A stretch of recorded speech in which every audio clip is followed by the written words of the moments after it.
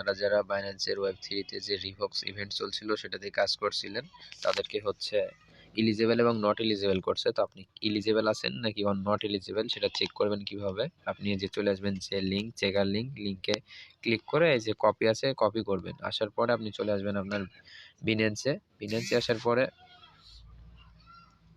ওয়ালেটে আসবেন। ওয়ালেটে আসার পরে যে উপরে ওয়েব3 আছে ওয়েব3তে ক্লিক করবেন।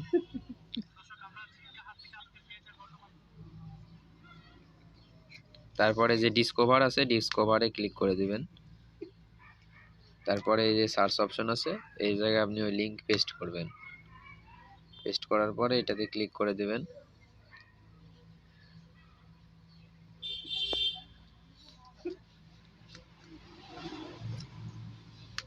আপনার এই জায়গায় হচ্ছে বলবে যে wallet connect, Ethereum wallet connect. আপনি ওই জায়গায় ক্লিক করবেন। ক্লিক করার পরে আপনার যে সিকিউরিটি দিয়ে আছে যদি ফিঙ্গার দেওয়া থাকে ফিঙ্গার দিবেন অথবা আপনার পিন দিবেন। দেওয়ার পরে কানেক্ট হবে। কানেক্ট হওয়ার পরে আপনি একটু নিচে আসলে দেখতে পাবেন এই যে এই জায়গায় কংগ্রাচুলেশন ইউ আর এলিজিবল।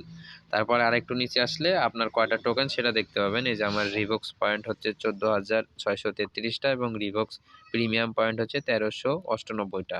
তো এটার পরবর্তীতে আপডেট আমি জানিয়ে দেবো। ভিডিও দেখে সবাই চেক করেন।